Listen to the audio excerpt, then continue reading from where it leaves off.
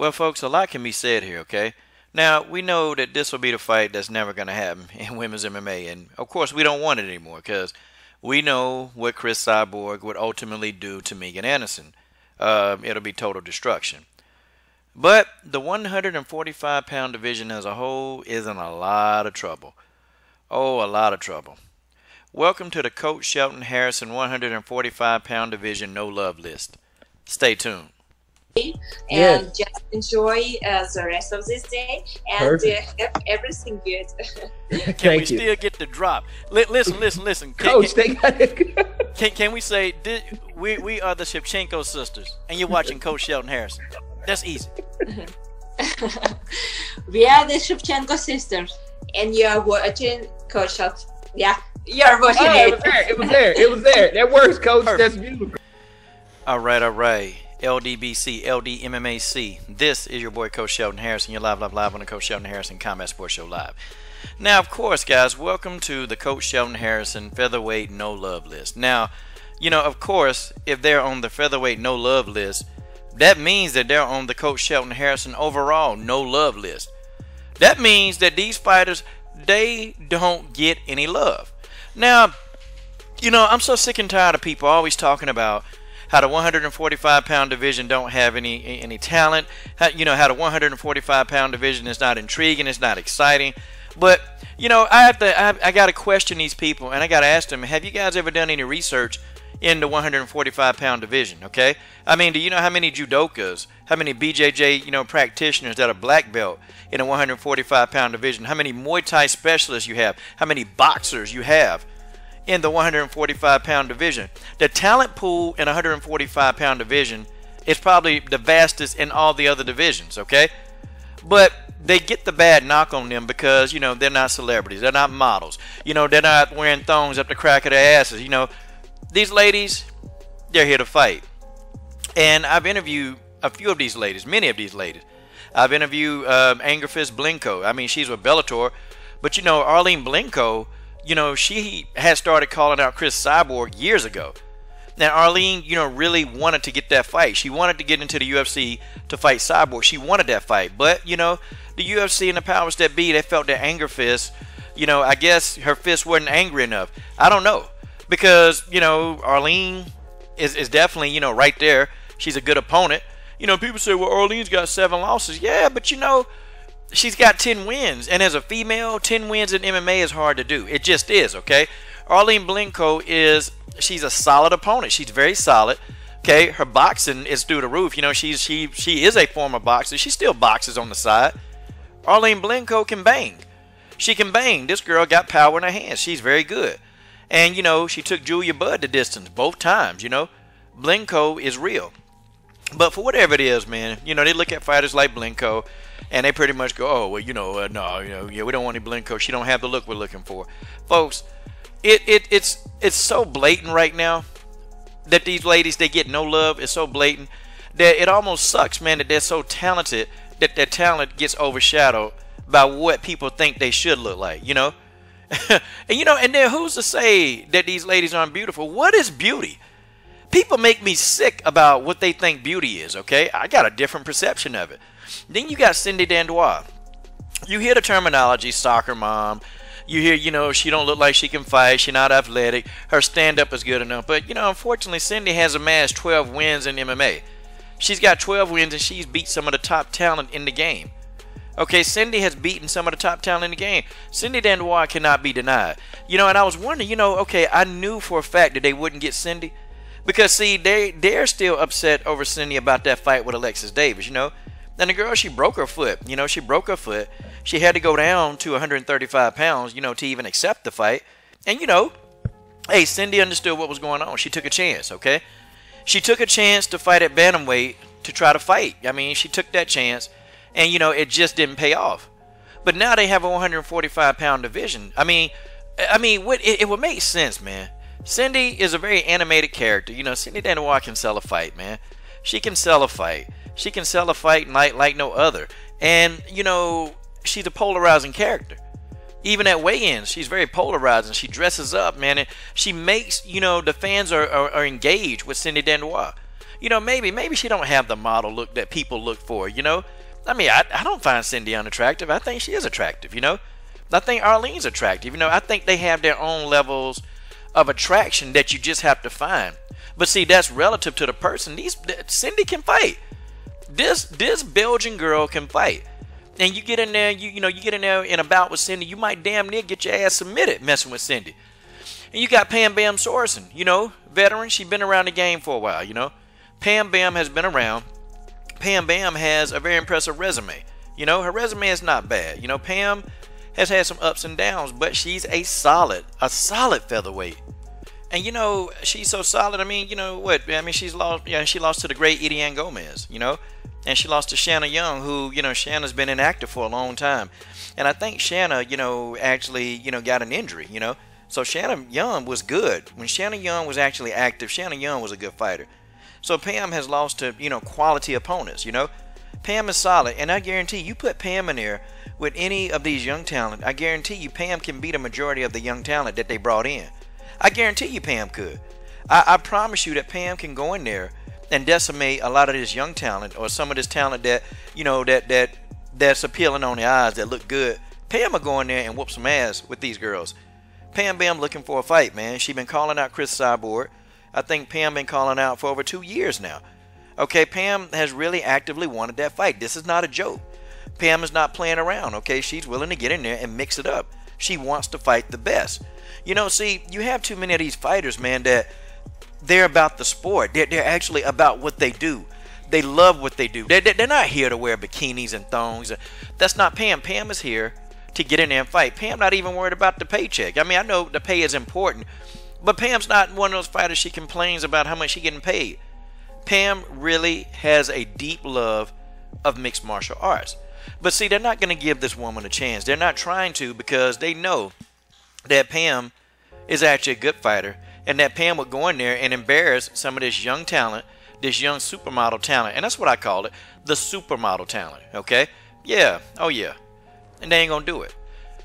I mean, shout out to Pam Bam, man. Shout out to Pam Bam, because this it's actually asinine. We've been talking about this now for months, man. For months. And it's just, it just blows my mind. I can't really stop thinking about it. It's crazy. Then you got Ediane Gomez, a legend in the sport. I mean, Ediane done had, about 16 MMA pro fights. I mean, she's got an extensive career. She's fought some of the best in the game. But, they look at Ediane and, she's too old. They look at the age. See, Ediane is going to get stopped at the door because of her age. But, in your mid-30s, 36, 35, for a lot of women in MMA, that's your prime age. In MMA, your prime years can come after you're 30. And that's what it is, man. Ediane Gomez is a tough fighter. She also has been calling out Cyborg. See, these women, they all got something in common. All of these women got something in common, okay? They've either fought Chris Cyborg or they want to fight Chris Cyborg. They're not afraid. They're not afraid to take the big fight. They want to fight. You got so many people running around MMA like Amanda Nunes and Megan Anderson. They don't want nothing to do with Cyborg. They running from the smoke. Ediane Gomez, Dandois, Pam Sorenson, Arlene Blencowe, Zerdo Santos, Josette Headbuster, #1 Headbuster Cotton. They want the smoke.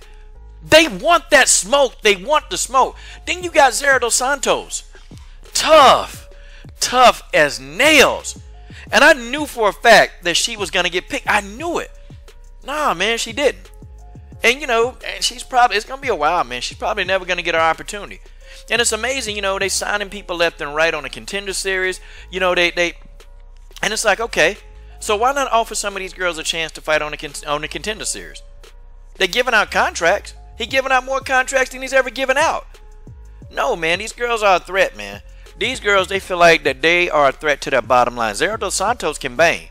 And she's an entertaining fighter, okay? And she fights, man. She fights with no fear. She's not backing up the whole fight. Zero dos Santos is in there banging hard. And then you got Josette, the #1 Headbuster Cotton. This woman been calling out Chris Cyborg. Been real vocal about it. Josette done called out a little bit of everybody. And it's like, okay, Josette got a lot of talent. She a young prospect.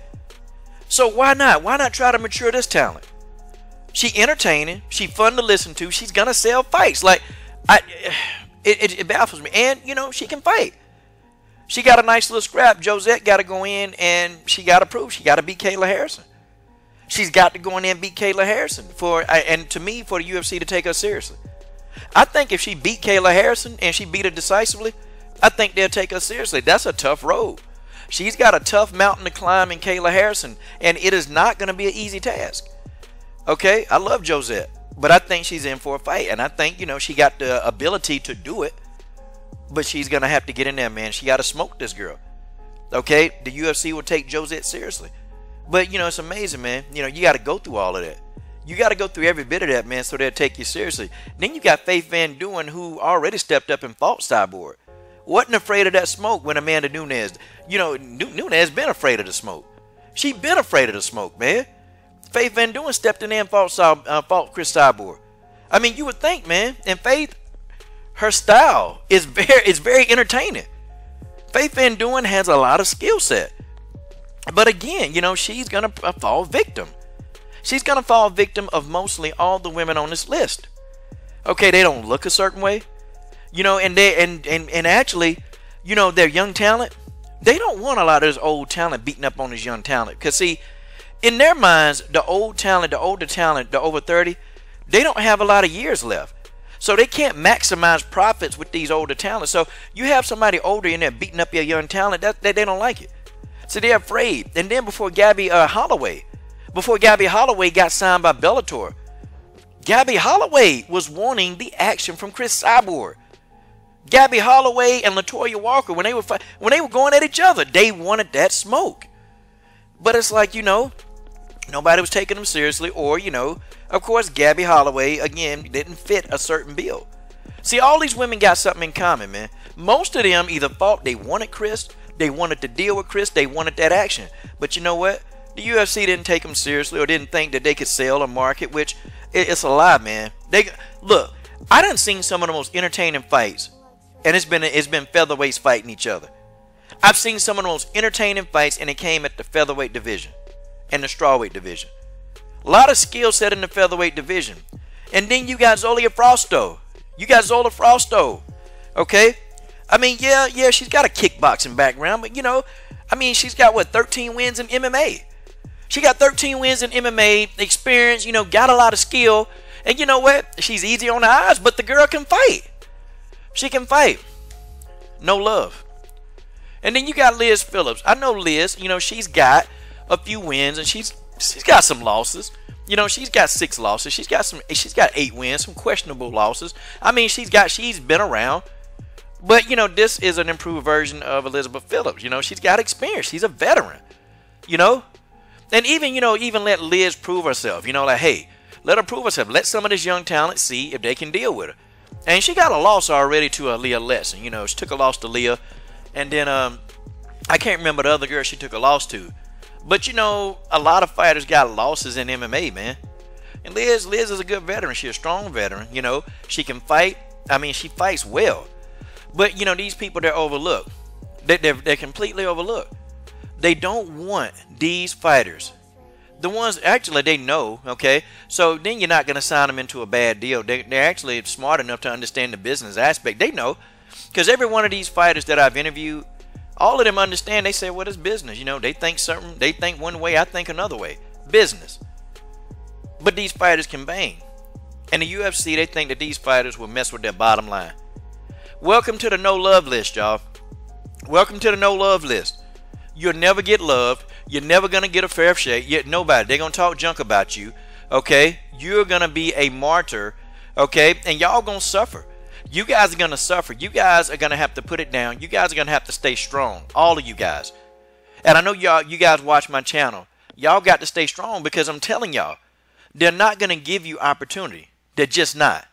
And what has to happen is that you guys got to create your own opportunities. You guys got to stay in the trenches. And unfortunately, you know, it may even be, and listen, I don't want to sound there, it may even be past your era. You may be making a way for the other younger featherweights who want to do this. You guys may be it. But you guys got to keep exposing and showing these people that you guys got talent. Y'all can fight. See, you got to keep the fight up. I'm going to fight right here. I'm going to fight with you. I'm going to put videos. I'm going to get the word. I'm going to make people aware that you guys can fight. But you guys, y'all got to get in there and y'all got to make this thing a reality. You got to make them a reality, and you got to make these people take y'all seriously, okay? When y'all get into fights and they try to put you in fights against people that they think that you're going to lose to, you got to go smoke them. When they put you in a fight and they give you a 1 week notice, you got to always be in shape. You got to always be in fight shape like somebody going to offer you a fight tomorrow. You got to smoke them. You got to smoke these young girls. You got to get them into your domain. You got to take them to water, and you got to drown them. You got to smoke them out. You got to smoke them. And then if you want to fight somebody, you start calling them out. You do like y'all do like Cindy Dandois is doing. You call them out every chance you get. You keep calling them out. You keep calling them out until they bow down and they submit and they give you what you want, but you don't quit. This 145 division, it's probably one of the best skill set divisions out there. And I say that because that is just the way that is. This is your boy, Coach Shelton Harris, and I'm done. What are you waiting on? Subscribe to the best women's MMA platform on YouTube.